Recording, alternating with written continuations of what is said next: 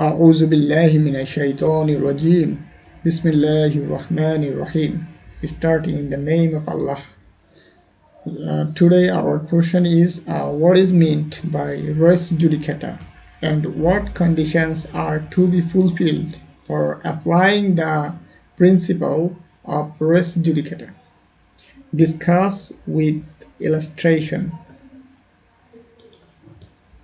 The principle of the res judicata simply means that if a competent authority has already adjudicated upon an issue,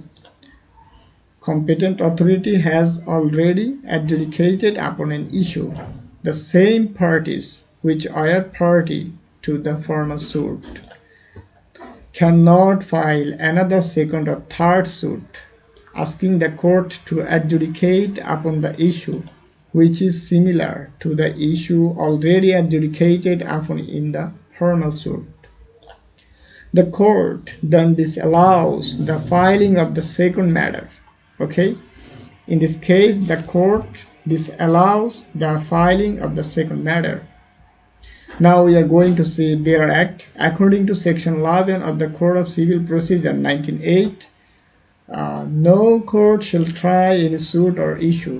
So from first part, there is a bar. No court shall try any suit or issue in which the matter directly and substantially in issue has been directly and substantially in issue in a formal suit,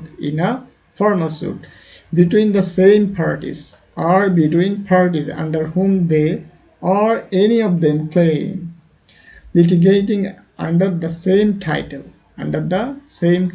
in a court competent to try such subsequent suit, or the suit in which such issue has been subsequently raised and has been heard and finally decided by such court.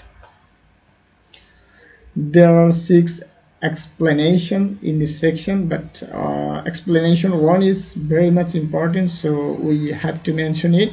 Explanation 1. The expression former means before, shall denotes a suit which has been decided prior to the suit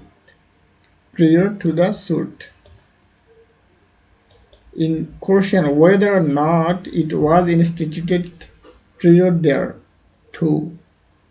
So when the suit was instituted, it doesn't matter, but it is the matter the suit has been decided prior to the suit. Okay, next, object or purposes of the res judicata. The expression object of the principle is that there should be an end to the litigation as to any issue between the same parties when once that issue has been directly and substantially determined between them by a court of competent jurisdiction. Okay, if suits are allowed endlessly for the same cause of action, it will be impossible for existing court to deal with the overgrowing numbers of suits. Therefore, the main objects of the res judicata are to prevent injustice to the parties of a decided suit, and to prevent unnecessary waste of court resources, to prevent multiplicity of suit, to prevent recovery of damage from the defendant twice for the same injury. Okay, now we are going to see conditions of res judicata. 2 suits. There must be 2 suits, one previously instituted and the other subsequently instituted. Okay. Next condition, matter in issue. The matter directly and substantially in issue in the subsequent suit must be the same matter. So must be the same matter which was directly and subsequently in issue, either actual or constructively, in the formal suit. Okay. Next, parties to suit. The formal suit must have been a suit between the same parties or between parties under whom they or any of them claim same title. The parties must have litigated under the same title in the formal suit.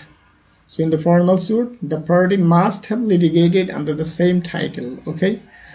The competency of the court. The court which decided the formal suit must have been a court competent to try the subsequent suit. So the court must have been competent to try the subsequent suit. The matter should be heard and finally decided. If these essential conditions are fulfilled, the subsequent suit must be barred by the doctrine of res judicata. So if these essential conditions are fulfilled, only then the subsequent suit must be barred by the doctrine of res judicata. Okay. Illustration. I instituted a suit against B for recovery of possession of a land. Which land? Which is situated at Dhaka in the first Court of Joint District Judge, Dhaka, on the basis of sale deed executed by B. Okay. The suit heard and court passed a decree in favor of B. After 2 years, A files a suit against B for the same land.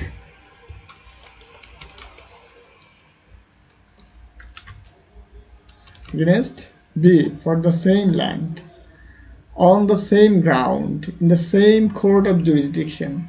The subsequent suit to be dismissed because this suit is barred by doctrine of res judicata. That's all about res judicata. Assalamu alaikum warahmatullahi wabarakatuh.